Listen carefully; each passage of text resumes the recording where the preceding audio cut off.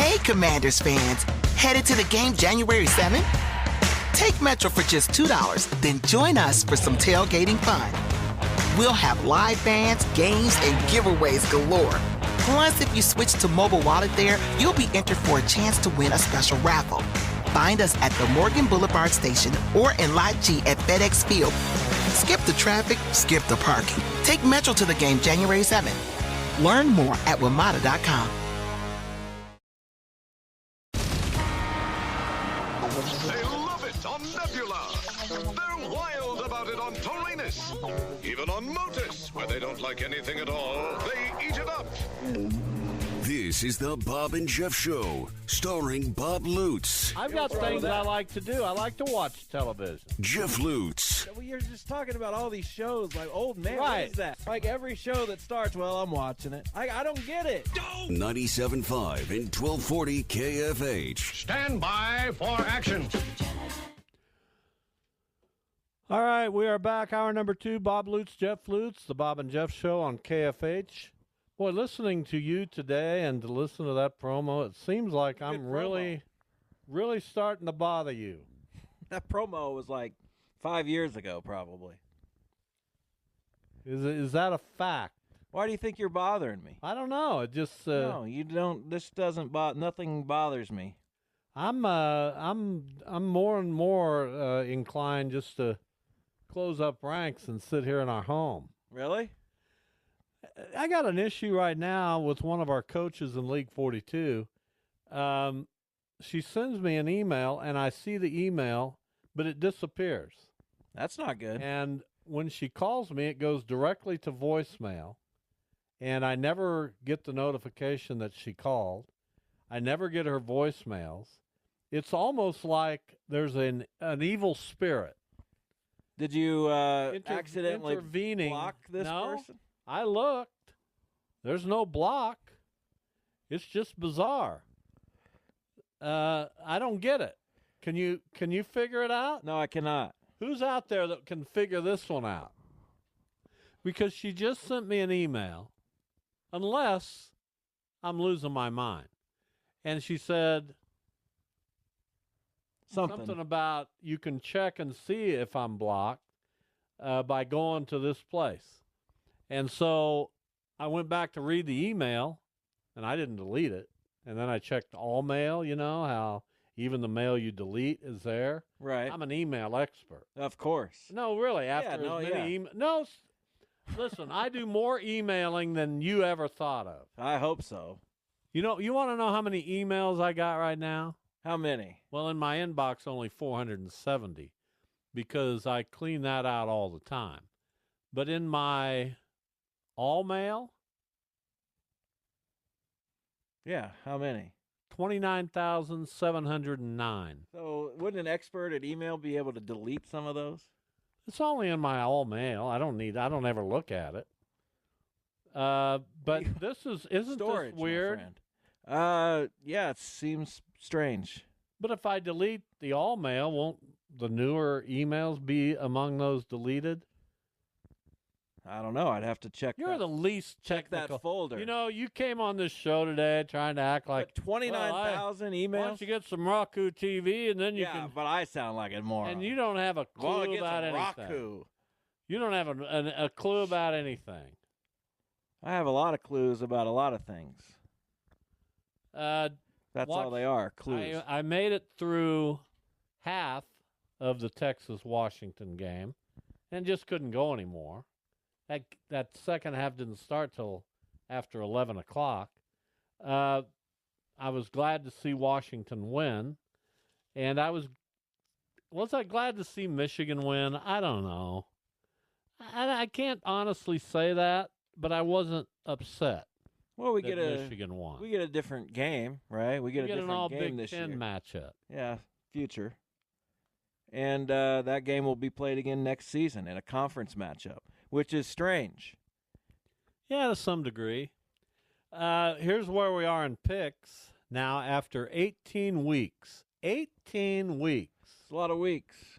I'm in the lead on – no, Max is in the lead on games now. He took a one-game lead with a 6-3 week. I still lead in points. Max has moved past you into second. He's at 375. I have 385. You have 371 due to lagging behind with a subpar week at 336. So this thing is tight It's getting there. going into the final few weeks of picks. Max is kind of very quietly moving up the What ladder. are we going to do for picks? Is it going to be all NFL this week? We're going to pick Washington, Michigan. We're going to That's pick, true. and there's a lot of NFL games that have playoff implications. Yeah, a few. A lot of. There's a lot of them. Now they don't mean you get in the playoffs, but they affect seeding. They affect A things lot like of teams that. are like locked in. Division winners are on the line. Buffalo, And then Miami's Houston, a bit. Indy's the big game of the weekend. That winner's in, that loser's out. That's how simple that is. Yeah, I like those. I don't like all the weird scenarios. Just let me know what happened, and I'll participate then. So we'll make picks coming up tomorrow on the show. We mentioned we're going to talk Shockers. We're finally into conference play in college basketball, which is welcome sight. Yeah, I agree. We had some American games last year. I never did see how Last night. That's what I said. You said last year. You said last year. I never saw how the East Carolina-Florida Atlantic game Florida turned Atlantic out. blew them out. They did? Yeah. That was close It was for most close of the early. game. Not most of the game. They blew them out in the second half. It was like 57-52 or something. Yeah, at they one blew point. them out. They got hot and they took care of Tell them. me what the score of that game was. They won by 15, I believe. Okay. Yeah, I mean, you like to think you're going to get something by me. But I'm just saying they didn't blow them out. 15 is a nice little win. It was when they were up 11. What? They were up big in the first half in that game, was East Carolina. And they couldn't hold on. They lost 79-64. Charlotte blown out by SMU, by 12. And UAB with a 2-point win over Texas San Antonio. I don't know what we're going to see in the American. We know Florida Atlantic is good. We know Memphis is good. After that, who's guess? Rice and Tulane tonight. We'll get a look at Rice for the first time as an American Athletic Conference member. And then on Thursday, tomorrow night, Temple in South Florida, Memphis visiting Tulsa, North Texas here to face the Shockers. I did a podcast earlier today with Paul Sulentrop and Mike Kennedy. Oh, yeah? Yeah, we're going to put ours on, it won't be on Roku. Well, nobody will You'll actually find. be able to see it or hear it. So, yeah, I did a podcast talking about the 2013-14 Shockers. Didn't you already do that? What was the one you did last year That with was Mike? the 2013 Final Four team. This one was about the 35-0 Shocker team that lost to Kentucky in the second round of the NCAA tournament. And that brought back a lot of good memories. It was fun to talk about that. It was. I wish the Shockers would have gone a little farther, but they did play one of the best games against Kentucky that has ever been played in the Kennedy NCAA said it's the tournament. best game he's ever seen. I can see that. That Were you doesn't- there? Yes. I must have missed you. Where'd you sit? in the very top. It was awesome, though. I really Well, liked I've been it. up at the very top many Yeah, times I enjoyed it. for the pregame spread. I don't know that we had a spread up there, but it was. I was like, I got to go up there. But then I got up there and I really loved it. Well, you couldn't see anything, You but could see everything. It's it's a good. Listen, I enjoyed it up there the times I went up. yeah. So good. I would for have you. volunteered for that Really? in the future. Yeah. Can't remember where my seat was for that Well, game. you were on the floor. Well, yeah. I was not. So we Well, don't worry we about caught it. up You with know, it later. You don't worry about that. That doesn't define who you I are. wrote a good sidebar What story. was it after- about? The unfolding Twitter reactions back when Twitter wasn't brutal. To just how the game unfolded on social media, the reactions people were having. Nobody can like Twitter now, right? nobody can enjoy it. I don't think so. I'm so starved for potential Cardinal news that that's the only reason I'm on there. I hear you. Why not just refresh MLBTradeRumors.com every 10 minutes, though? I don't know, because I have a lot of people I follow on Twitter who are Cardinals people. I follow their player development people. I follow their Viva El Birdos. Like, do what I did. What'd you do? Make an account for just the Cardinal stuff. Follow all your baseball writers, all your How baseball. do you do that? You just make a new account. Does it involve Roku? No, you can just use a different email address. Well, maybe I'll look into that. And then just follow all the Cardinal stuff. And then you won't have the presence that you have, but you'll still be able to follow it. What presence? Like when you reply to people and it says your name on there, like I wouldn't put my name on an account like that. I'd just say, hey, Cardinals fan or something like that. And I don't know. Twitter's so confusing, and I'm never going to call it X, although I just did. But you get my point. Yeah, it's a ridiculous name. And here I am. What app do I go to 5 million times more than anything else? Twitter. Sad, isn't it? What's wrong with us? What is it? It's an addiction. There needs to be a sociological investigation. I'm sure there have been plenty into this to explain to me why this is happening. Here's Tom, who's been good enough to hold for a moment at 869-1240. Tom, welcome. Well, how you guys doing today? You was just talking about Tom. Hold on real quick before you start your call, because I want to offer you. I don't know if it's congratulations, but I heard you on the "What's Your Beef" segment on Jim Rome, and I just wanted you to know that I heard that, and I was like, oh, that's our Tom. That's so good job getting through with Jim Rome. First time, only time, and it's just a complaint that I had. I hate it when they tell you one price and then try to charge you something else.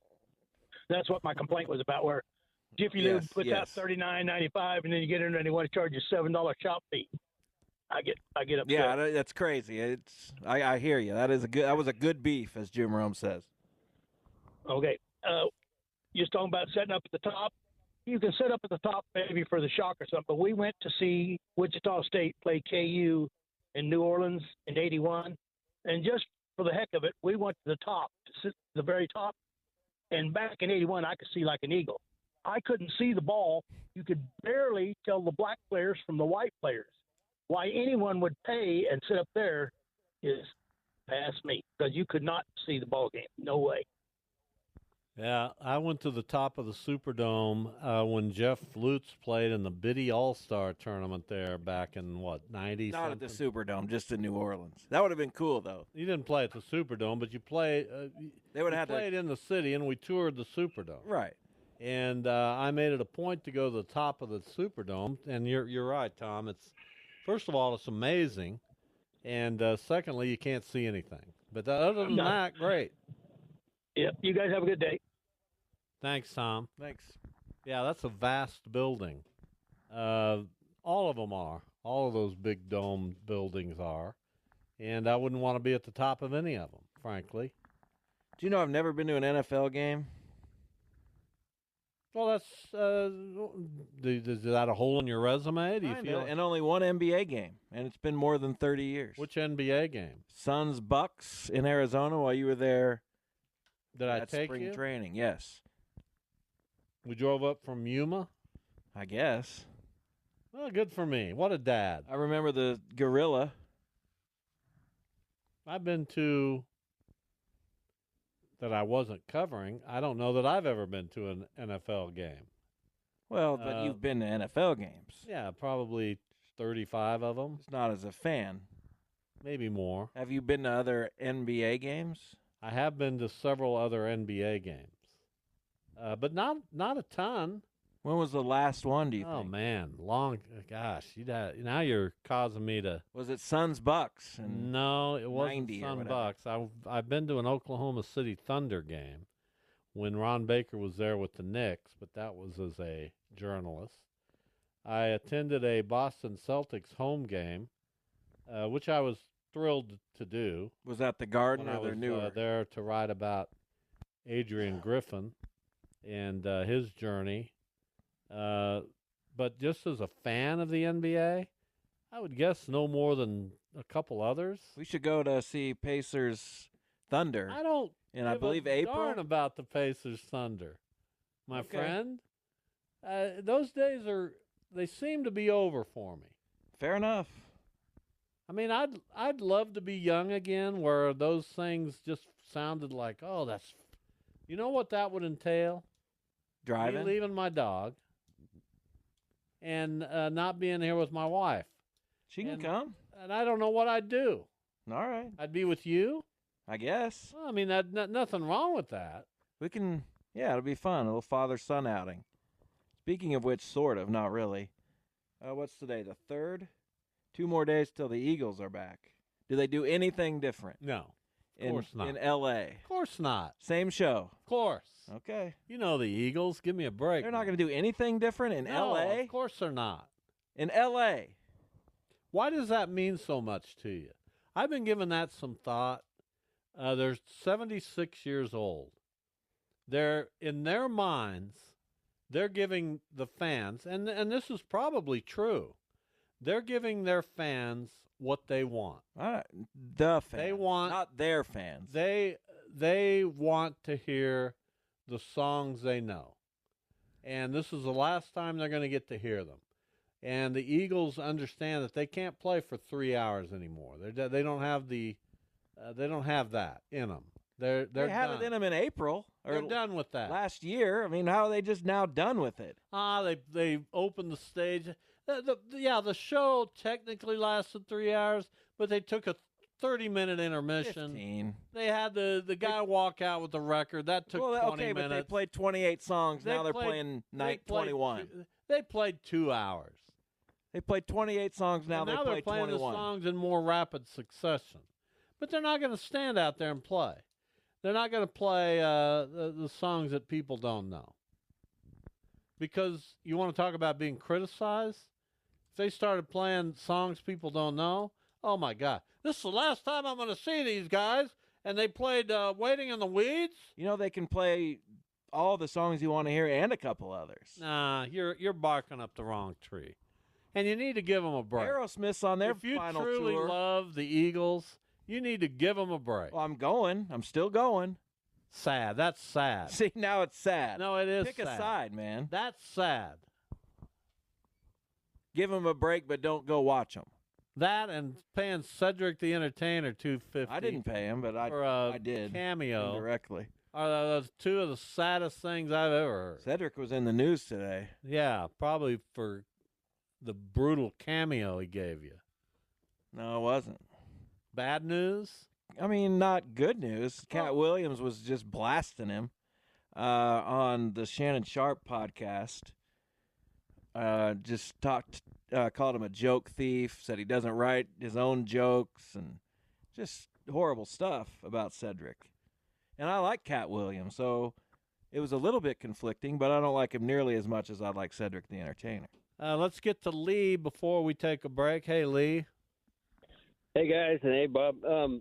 I just when you were talking about the Cardinals and wanting news on them so I learned about this one thing on YouTube called Locked On Network. I don't know if you've ever heard of it, but the Cardinals have one. It's Locked On Cardinals, STL, in there.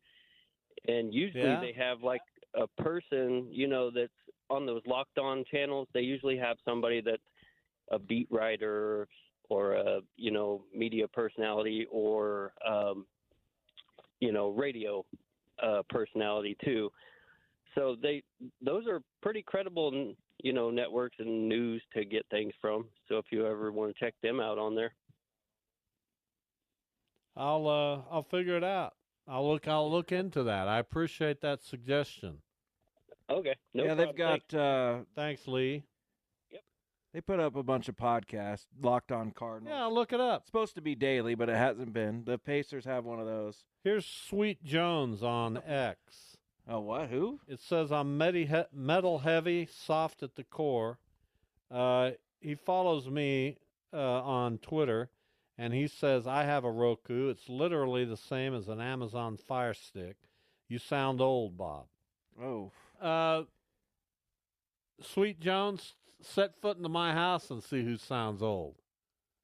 Yeah, how do you like that? I don't know. Well, I mean, tell me, what do you think of that? I told you. No, did you hear what I just said to Sweet Jones? Yes. What did you think of it? No, nothing really. Just kind of went one ear out the other. What do you think Sweet Jones thought of it when he heard me say that? Did he play for the Globetrotters?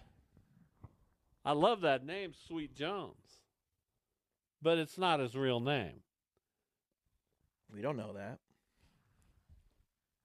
I don't know what his name is. It might be Sweet Jones. Maybe. You know, I don't care if I sound old, young, middle-aged. I'm just here. You care. You No, I care don't. so much. Why do you think I want to be care? young. You want to stay young. You want to feel young. Well, I don't feel young all the time. I don't. I'm certainly not young chronologically. Although Mike Kennedy, we held our own on that podcast. I mean, chronologically, no one's old. You understand that? We went out and we held our own. We remembered a lot of stuff. I didn't even take any notes. None? No, I didn't take any notes. So you made a lot of mistakes then. No, I was on top of it. Well, I'll have to check that out. And I thank Paul Sulentrop for the invitation to come out and talk Shocker basketball, specifically the 2013-14 team that I went on ESPN. Do you remember that with Adnan Virk? You remember that? Yeah, and Doug Gottlieb at one point. Well, I went on his show. We got into a major skirmish over Fred Van Vliet. Yeah. He had been at the St. Louis game on the road, and Fred did not play particularly well in that game. And Doug Gottlieb said, I don't see this guy. I don't see what all the fuss is about. And I mentioned it in the column, and it got back to Gottlieb, and he took a shot, and all hell broke loose. And that's the way it is. And who came out of that one on top? Well, Fred did. Fred and Bob. All right, it's a break time. We'll come back and talk Shocker basketball, the 23-24 version, 10 years later, with Taylor Eldrige from the Wichita Eagle. He's next.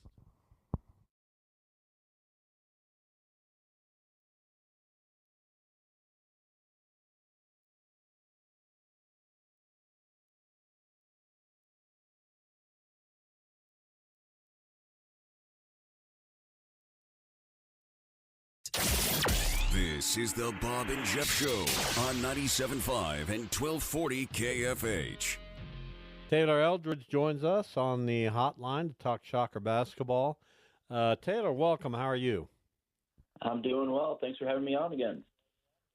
So tomorrow night we see Wichita State and North Texas facing one another as conference foes for the first time in 49 years since both belong to the Missouri Valley Conference. Where are the Shockers as we go into American athletic play? Yeah, I mean, it's not exactly the momentum that you would want going into conference play. You know, the month of December, they go 1-4. But you look at the schedule, it obviously elevated. It's not like they're losing to terrible teams. You know, I think the South Dakota State loss, that's one that's a bit of a disappointment, especially the way that they played that second half. But, Missouri, K-State, KU, no shame in losing those games. But I think why the fan base may be a little, I feel like the 8-5 record, if you'd say that before the season, a lot of people would have taken that. But the way that they've lost those 5 games, they just haven't really played well in any of those 5 losses. So I think it feels maybe a little worse than what it actually is. So, it's not exactly they're coming in with a ton of momentum, but, we talked to Paul Mills today, and he said he still feels like this team has improved. They've gotten better in the month of December despite what the record says. Playing good teams can help you get better, and they're going to play another, quality team tomorrow night at Coke Arena in North Texas. They're going to have to play well to win. So the Shockers went from not knowing if they'd have Bijan Cortez or Ronnie DeGray for the entire season. Then they have them both in the span of just a couple games. What were some of the challenges you think of kind of trying to integrate those guys and going from a seven-man rotation where really everyone knew their role to a nine-man rotation where you kind of have to make adjustments?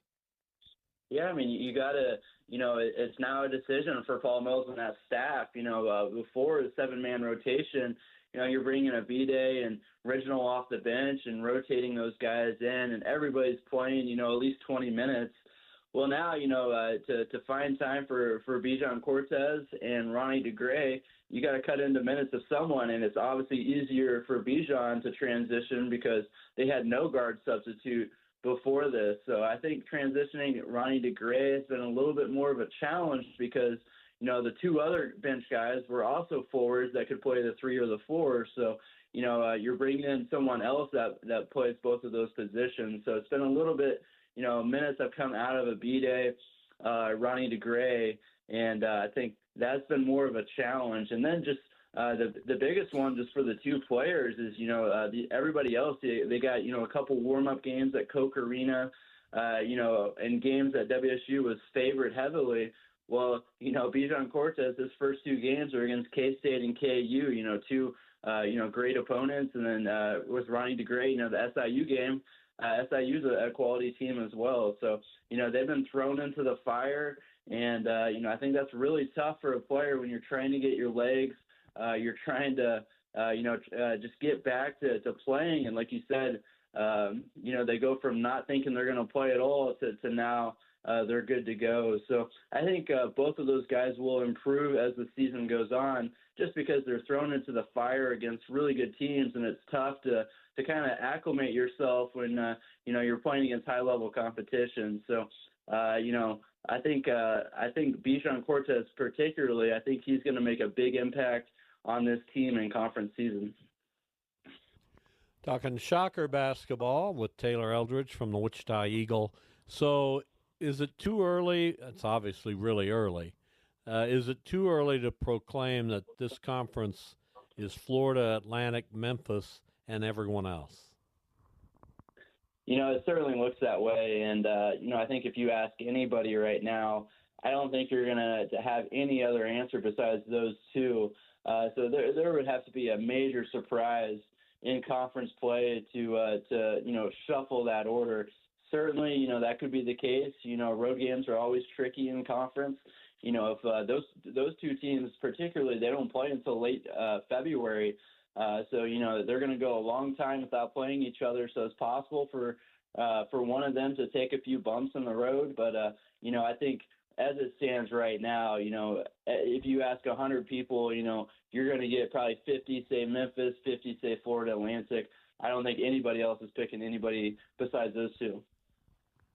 So I guess, and I'll get to Jeff here, but I guess, one of the early season kind of games that I'm a little bit interested in, we've seen Tulsa make an improvement. I don't think their schedule's been a whole lot, but they're at home tomorrow night to face Memphis. Should I have a little bit of an interest in that game? Should I? Yeah, I mean, I'm curious to see how Memphis will do this year. They're my pick. They were my pick before the season to win the conference, and that was before they added Naquan Tomlin. And they just have so much talent on that team, and I'm going to be curious to see how they do in conference play because the kind of the dream scenario for the American, I think, is for both of those teams, Memphis and FAU, to run the table, and then you get an undefeated matchup, in late February. Obviously, both those teams would be highly ranked. It would be good PR for the American, and to have those two matchups late in the season really matter. That would be pretty special. I personally, I don't see much of an upset chance there tomorrow night, but we'll see. I've been surprised before. So Taylor, did we see the ceiling of Dalen Ridgnall in the game against Kansas? It was his career or season high. I don't know what he did previously, but 13 points. It wasn't his biggest rebound game, but he was active. You reported that when he was in the game, the score was pretty close, so it was plus minus pretty good. Was that his ceiling, or do you think there's even more there? And what could the more be potentially? Yeah, the easy answer is the 3-point shooting. That has not translated to Wichita State, and stop me if you've heard that before. That seems to be the case for the last 5 or 6 years now, where players shoot really well on 3-pointers before they come to Wichita State, and then they put on a Shocker uniform and they turn into 20s something 3-point shooters. So that's the area where Paul Mills has told me multiple times. He's raved about how Dalen Ridgnall will catch fire in practice, and he'll make 4, 5, 6 in a row. When they're going up and down the floor, and they are really, really high on his 3-point shooting ability, and that just has not translated with consistency yet this season. So that's the easiest answer. Is it just feels like he's due for one of those games where he makes 3 or 4 threes. They mostly use him. They just kind of station him in that corner, and then either he's crashing or just spotting up for a 3. So one of these games. He could go off, behind the 3-point line, and but I do think you saw the ceiling in terms of like the energy. That's what he brings. That's his MO. He was chasing after loose balls. Every rebound was contested, and that's what he's going to bring you on a consistent basis. Where he has to get better is it reminds me kind of like Monzie Jackson a couple years ago with Wichita State. High energy, high motor player, but kind of gets lost a little bit on defense, needs to be a little bit more disciplined and in terms of the details. But man, it's hard to not love that energy and effort he brings. But, I think the 3-point shooting, to answer your question, that's where he can make the biggest improvement. That wouldn't be like a huge leap because he shoots it really well in practice. Final moments here with Taylor Eldrige from the Wichita Eagle talking Shocker basketball. We know that attendance has been down for a while now. There's a variety of reasons for that. I don't know if you noticed that Baylor is opening a new facility. It's 7,500 seats, and it's state-of-the-art. It looks like an amazing building. Do you think that's a trend we'll see in college basketball at some of the places that maybe aren't going to be able to support 10, 11, 12,000 spectators anymore? Or is that just kind of a deal Baylor's doing, and more power to them? Yeah, I mean, I do think, more programs like that, especially in those schools where football comes first, that is something that could be explored just because, you want a full building. You don't want, 5,000, 6,000 empty seats, but there certainly are schools that can support both. And, you look at Memphis, they're putting, a lot of people in the seats at FedEx Forum and, schools like that. I don't think it will be like a overwhelming trend, but it does make sense to me, why you would want to go for maybe a little something smaller. You can sell it out. You can make the tickets harder to get, really create some hype behind the product, but I don't know if it's going to be something that every school does, but I think it does make sense for a school like Baylor. All right, Taylor, we always appreciate it. We'll talk to you as the season progresses. Thank you. All right, sounds good. Thanks. Taylor Eldrige from the Wichita Eagle. Yeah, I mean, that really caught my eye. Did you see photos of that building? I have not. It looks phenomenal. And 7,500 seats. That's pretty crazy. In Waco, Texas. Does Baylor not draw well in basketball? They've always, That's a national championship program in both men's and women's. It is. But football's king. True. So I just thought that was highly interesting. I mean, okay. New and news, I guess they're similar. They were an energizing band back in the 80s. Yeah, I loved Huey Lewis in the news. Saw him at the Kansas Coliseum. Quite an experience, I'm sure. Quite a date I was on that night. With? Yeah, I'm not going to name names. Name some names. No, I'm not going to name names. Cat Williams did. But You know. No? That's one of those dates I got up for. I was ready to put my best foot Do we need forward. to dump that? No, we don't. No, we don't need to dump anything. Okay. You need to get your mind out of the gutter. I guess. I think you were taking me there, though. What is wrong with you? Nothing. You know, when you do a show with your son and you see in vivid color all the mistakes you made, it's not a good You don't think feeling. I'm awesome? It's not a great feeling. Name one. Well, I mean, you're 41 years into this. This is it. This is the person I helped bring into the world. Here I am. There's not a darn thing I can do about it. And That's true. you just You did your best. you live with the results of your efforts. You seem to do just fine. Yeah, I mean, I do fine. I'm living a good life over here. Absolutely. No one's questioning that. I enjoy it.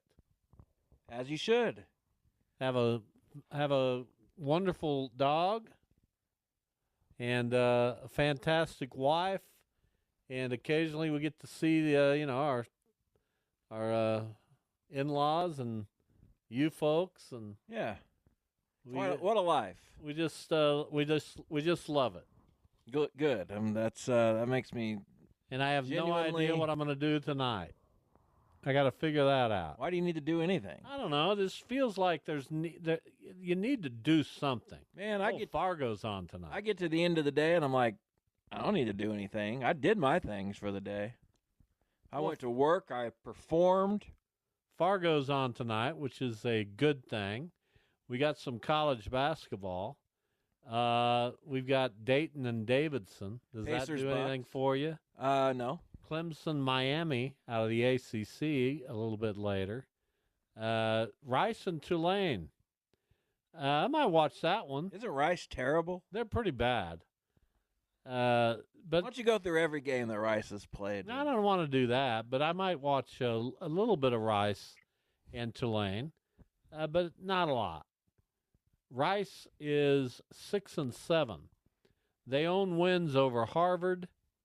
No, they lost to Harvard. Yeah, I was going to say. They own wins over UT Martin, Houston Christian, Incarnate Word, Northwestern State, and Prairie View, and St. Thomas of Texas. They've lost to Harvard, Texas, Indiana State, New Mexico, UC Irvine, Houston by 36, and Louisiana. Bad team. Did you see the Grambling women won 159-18? Over. I mean, who do you think? I mean, you could just pick a name out of a hat. Well, who? The College of Biblical Studies. Good for them. I doubt they have a great women's program, but, they're... No, Rice is not good. And my concern is that we've got several teams that are new to the American that aren't good. Rice, Charlotte, and UTSA. Rice and Charlotte were pretty good last year. Being chief among those. So we'll see how this all shakes out. Well, we have Florida Atlantic, and we have Memphis. And for this year, we have SMU. North Texas is. And I'm going to get, I'm going to get my Memphis people on. They got to be just going nuts in Memphis. Why are we in this conference? How do we get out of this? How did conference? SMU get out of it and we can't? Yeah, Memphis has to be going crazy. You would think. So we'll get our Memphis people on here fairly soon to talk about all that. Jeff Calkins, is that his name? Yeah, I love Jeff Calkins. Good guy. Gary Parrish is based out of Memphis. Was there for many years. A couple guys who spell their names with a G. Well, Gary, what? Jeff, just G-E-O-F-F. How else would you marry it? Spell it. Marry it? What How were else you would thinking about? How else would you spell Gary? How else would you spell Jeff, though? Well, many ways, but you said a couple guys. It made no sense to me. No, they literally, both of their names start with the letter G. No, they don't. Yeah, Not they Jeff. do. Yeah, Jeff Calkins is a G, Jeff. Well, Gary, but how else would you spell Gary? Spell it with a J. Some people do. Give me one person you know whose name is One I know? Gary, and it's Jery. It's Jarry. Gary. But I was saying that Jeff is spelled with a G. That doesn't matter. So it's two guys that spell their names with a G. I don't know what relevance that has. I just don't. I don't understand. Spell Jeff with a G. I don't get it. It's a horrible spelling. I'm going to take care of this TV situation because you don't call me old publicly. Oh goodness! What do you think you have to like prove? that guy did on Twitter? He said he sounded old. Yeah, I'm gonna resolve that. I'll have Roku in here tomorrow morning. I can't wait. I'll figure it out. I hope you do. But I don't know. I don't feel like I have a lot of issues right now with my current Then don't setup. change it. Who cares? I'd like to see your podcast. Then just get a little Roku TV. It doesn't have to be a huge TV. You can just plug it in somewhere. It's not like you have to have anything connected to it. If you just plug in the TV, you can get the apps. Well, I'm gonna visit our good friends Good. and try to figure all this out. Well, they're going to want to upsell you, so be careful. No, they like me. I've done a lot of business with them. A lot of business. No, seriously. No, I know. All this stuff and all that the TVs stuff. in my house and all the TVs we have at the Leslie Rudd Learning Center were purchased. How many TVs do you have? You don't need to worry about it. Okay, well, I'll just come see. That's something that isn't even in your domain. Are you still hoping to do the show from the Leslie Rudd Learning We are. We've got electricity in that room. The plan is to start doing it every Tuesday and Wednesday. Really?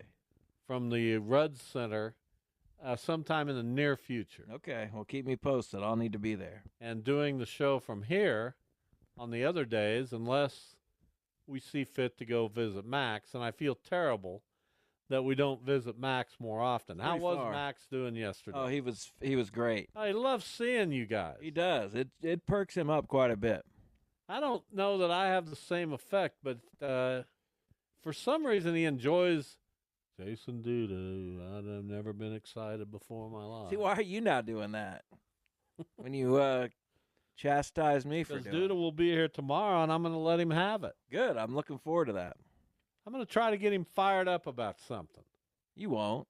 I'm going to try. Okay, good luck. He's fired up about his kids and their athletic. Yeah, but that's a different kind of... You think he's probably just normal guy there, too. Just watches his daughter, maybe claps a time or two. Probably doesn't say anything. We'll get deeper into it. The 3-man booth tomorrow with Jason Duda. We hope you'll be listening. Have a good night. We'll see you then.